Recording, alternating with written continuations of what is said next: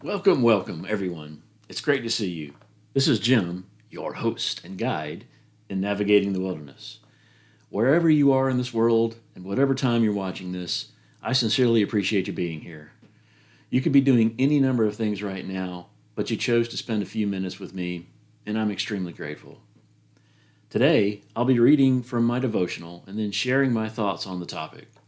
My hope is that today's message will inspire and encourage you. So with that, let's get started. In God's system, things are completely opposite than that of the world, but the benefits are far more priceless and eternal.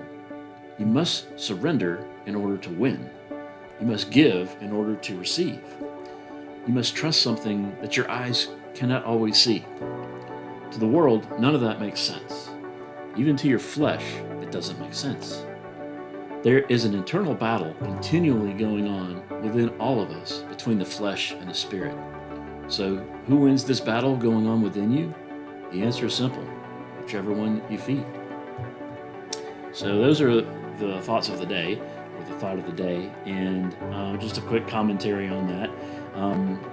There's an old Cherokee Indian proverb where I believe a grandfather is speaking to his grandson about two wolves. One is evil and one is good.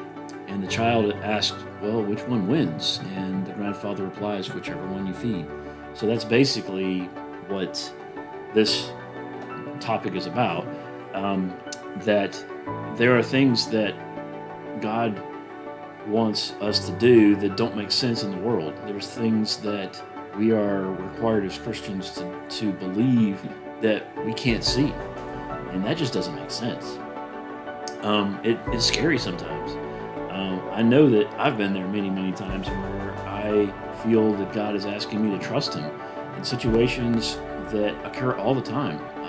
Where am I going to get the finances that I need to pay for this? Or what's going to happen if I don't do this? Or what's going to happen if I just step out in faith? That's a scary thing because the flesh doesn't want to do that. The flesh doesn't want to give up control. But that's what we have to do as followers of Jesus Christ. We have to completely give up control and allow Jesus to walk and live through us. And it's a difficult thing to surrender sometimes, but this is something that I'm having to learn on a daily basis, and I have to continue to learn.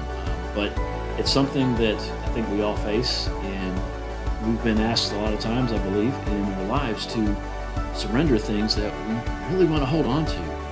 Like you have to give in order to receive. It doesn't make sense. Like this is a very difficult topic, but tithing, and I struggle with this, is you have to give in order to receive. But when you kind of think about it, on this topic of tithing, I'll talk about that on another topic on another day someday, but you have to believe that God is going to not reimburse you, but He's going to multiply what you give back to Him. It's all His anyway.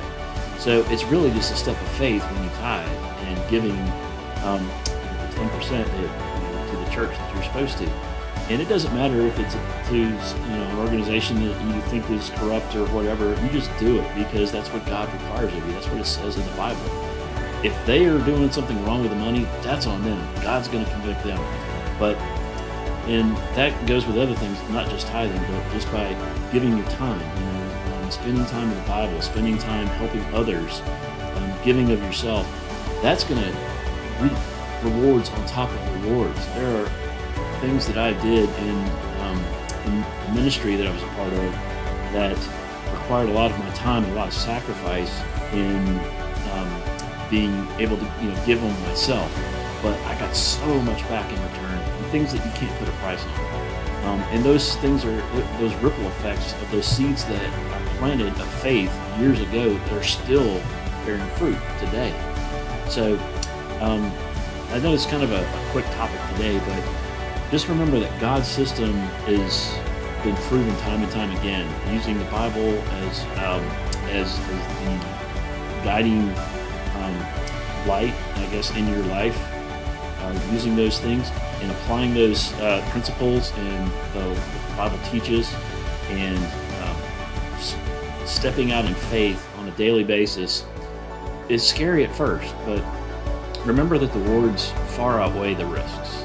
And in God's system, it's always going to benefit you when you do what God asks of you in your heart or in the Bible or whatever. So, but yeah, just know that the world's not going to understand it. When you do it, the world is going to make fun of you. They're going to laugh at you, whatever. But so what? Who cares? You know, brush it off, move on. You know that God has got your back. You know, the Creator of the universe has got your back. He's got your best interest at heart. All you have to do is trust Him. That's a challenging thing to do, but I'm finding I'm relearning that over and over again. The more I trust God, the more benefits I get out of doing it. So I know that's kind of a quick topic, but having said all that, what do you think? Leave me a comment in the comment section. Please remember to like this video, share this video, and subscribe to the channel if you haven't already. I'm Jim, and thanks for stopping by. Be encouraged, never give up,